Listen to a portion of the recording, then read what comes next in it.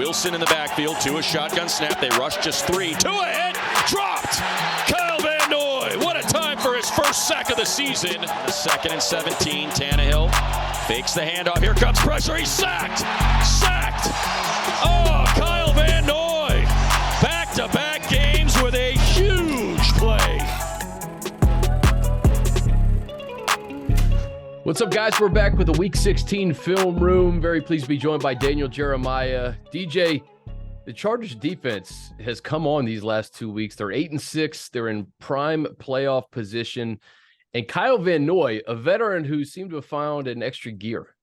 Yeah, you got a veteran that has playoff experience, and you can almost see him kind of realizing the importance of these games as we head down the stretch. The Chargers trying to get their way into the postseason. This is a defense without Joey Bosa that's been kind of looking for that next pass rusher to complement Khalil Mack. And, man, the last 2 weeks, I don't think it's a coincidence. You've seen Kyle Van Noy's play jump way up, and this defense as a whole has played really well. Yeah, starting with his former team, the Miami Dolphins, a couple of weeks ago. Yeah, let's roll through a couple plays here, show you what he's doing as a pass rusher. Here he is, him and Khalil Mack. I love it when they do this. They pair him up on the same side here on the right side. They're going to run a little game. Look at the attention that Khalil takes from the guard. And that opens things up for Van Noy to come right underneath him and create a nice pressure. Again, just speeding up the clock of the quarterback, forcing an incompletion. All right, what's next here? All right, we've seen what he can do on games. Now let's see what he can do with his feel as a spinner. This is working against Terron Armstead, one of the best left tackles in the NFL. You see he's a little late off the ball, Armstead is, which forces him to get his shoulders turned because Van Noy gets upfield so quick. And once he sees he's got his shoulders turned and he's not square, look at the instinct, spin inside. The all-pro Armstead is on the ground. Kyle Van Noy, he's picking up a sack of Tua Tagovailoa.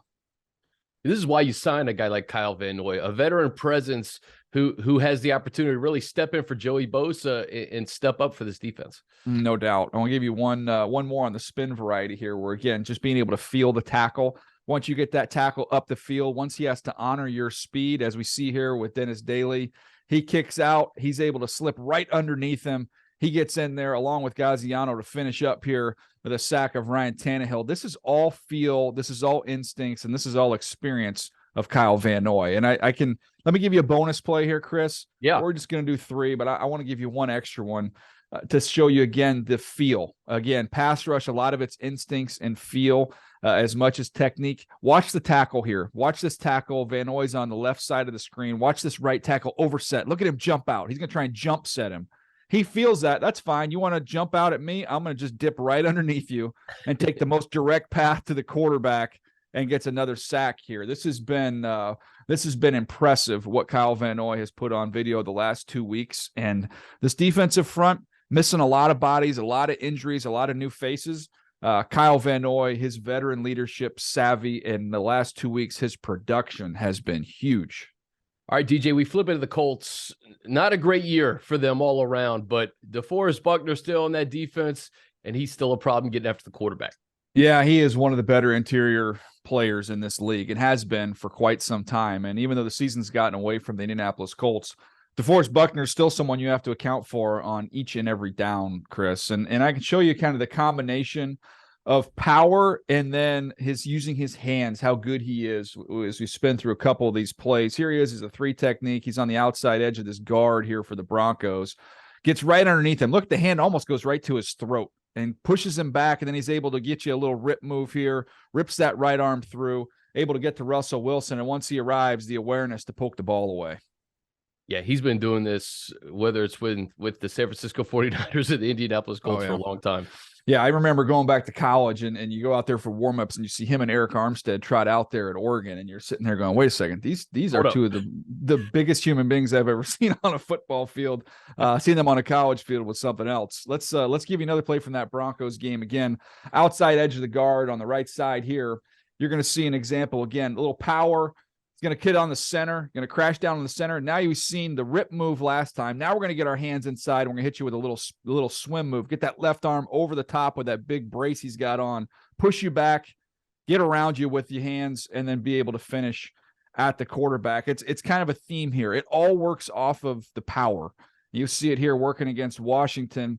He's on the right edge or working on the edge of this right guard here. Again, coming inside, going to get his way to the center. That's a matchup they love when they can get a center that doesn't have a lot of anchor, a lot of strength. They're going to let him get on him, push him straight back to the quarterback. And the awareness, once Heineke tries to take off and go, he can come off that block and make a play.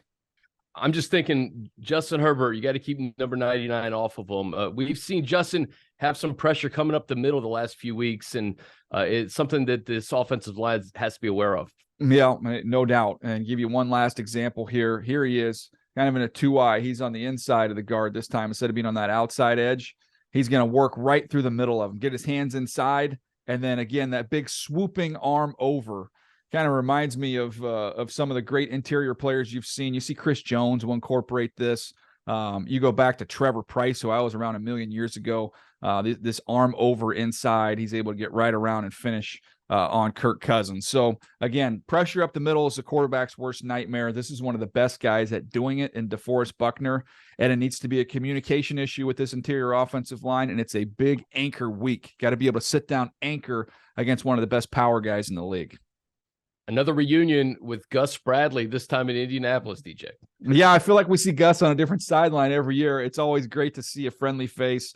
I know this defense, considering how things went in the way it ended in that Minnesota game with the greatest comeback in NFL history, you know they're going to be a little fired up and try and get that taste out of their mouth. So I know what the record says, but the Chargers are going to play against a team playing really, really hard on Monday night.